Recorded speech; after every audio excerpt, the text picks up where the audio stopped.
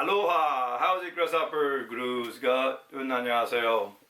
Today's trigger time will be the most anticipated factory action screw torque specs of the rifle with the walnut or laminated stock within 30-6.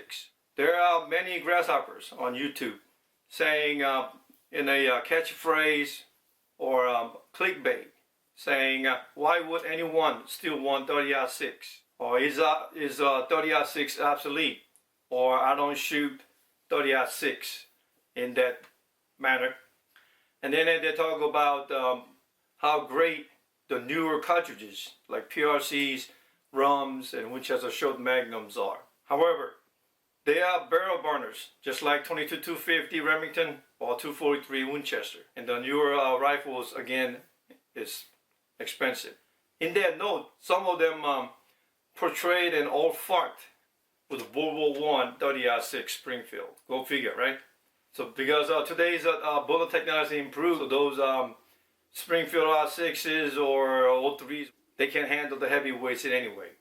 So when they talk about the 30-6 is going to die anytime soon, and that reminds me of Twilight Zone episode of Obsolete. That's right, Obsolete Man. Logic is enemy, truth is menace. And most of the grasshoppers, they missed the crucial points. Crucial points. This 30-6, this is all around Barnes 180 grain for heavy game, dangerous game, to light games or what have you. That 30-6 is the non-Magnum cartridge that can hunt dangerous game in 6 continents and part of Africa.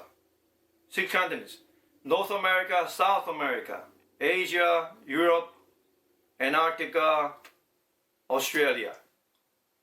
Did I miss any? Yes.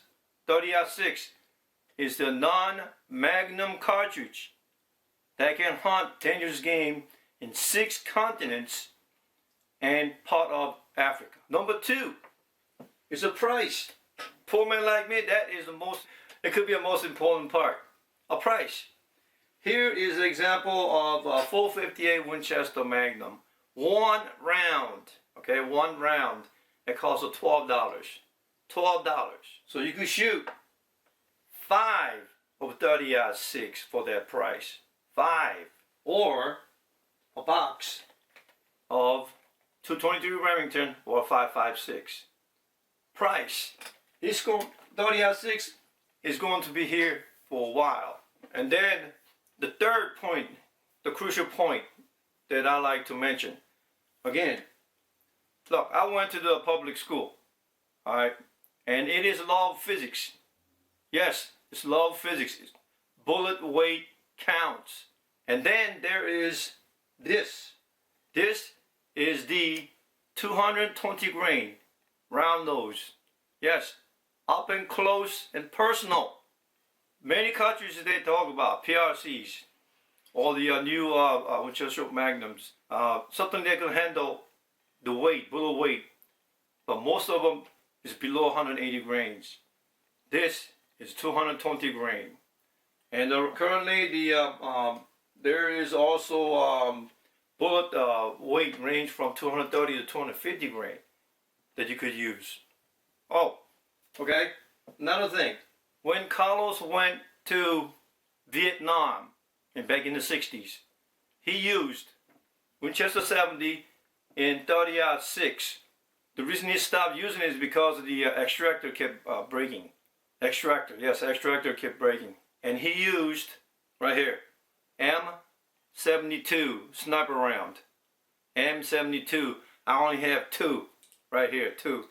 This is the original one. Head stamp is 1959. 1959. He uses 174 grain bullet. But me, I copied it. Today I use is the Sierra Match King 175. 175 Match King. And this is my duplicate load of M72. M72. Like I said, those grasshoppers, they talk about the action is going to obsolete, but they don't mention anything else. Why? Because they have a preconceived idea already. So, anyway, no further ado, I would like to introduce you all Remington Model 700 and 30-06. I rescued her from the Gunbroker. Not from the Cabela's, but Gunbroker. Look at that. Is she beauty? And she is dressed, yes, oh my gosh. This is a walnut stock. Beautiful walnut stock. Yes, they don't make the rifles like they used to. Look at that. Iron sights. Good Lord. And this one is a Bravo 688 series. So it's before, I believe, maybe in 1990s. It's the 1990s. Yes, you don't see the iron sights today on today's rifles anymore. That's for sure. Anyway, the factory torque specs for the action screws for the wood, the walnut stock or the laminated stock is 15 to 25 pounds. So, because there's a front action screw, and then there's a rear action screw, and then this one is just holding the trigger guard, so that the middle one, and that is 15 pounds. So let me change the camera. Here's my trusty torque screwdriver. I had this for less than 2.5 years. I know I said I had it for about 3, but because even when I was putting together the elephant gun, I didn't have this. I used this one, yep, this one right here, and screwdrivers that I bought from Hebard.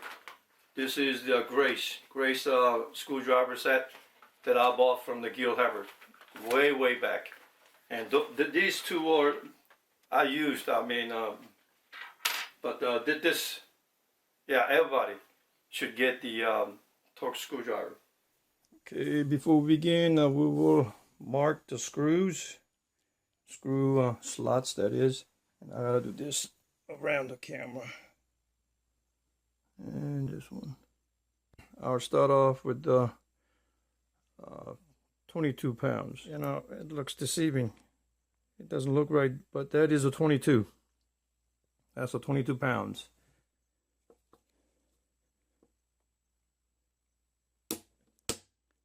Okay. That's 23.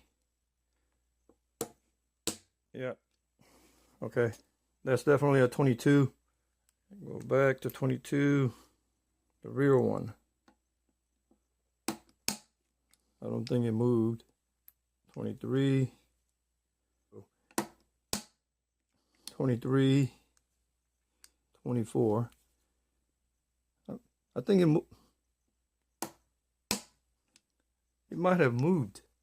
And again, 25 maximum. I'm not going over 25 because it's rated at 25 pounds. Okay. Screw slot moved between 22 and 25. So at 25 it's not moving. So all right, so let me go back to the 15 pounds. Okay, I'll go 13 because this is rated at 15 pounds because this one is nothing more than holding the trigger guard. Yep, 13 pounds. 14. Okay, 15. All right, let's see. This is 16. Oh yeah. Oh yeah, it moved. Yep, it moved. Oh yeah. Oh yeah. Oh, I can't. Right there. Definitely moved. My factory setting is 22 in the front, 22 in the front, and 25 in the rear, and 15 pounds in the middle. That's my torque rating. Well, grasshoppers, there you have it. Much weighted info on the factory action screw torque specs settings. And before I took this measured, I was hoping that the individual who bought this rifle didn't take off the stocks and what have you. And yes, I was hoping, and it looked like the who had this for decades didn't take it apart. Oh Lord! So that means I gotta take it apart, and yes, you know what I do. I take it apart and I'll grease the underneath and what have you.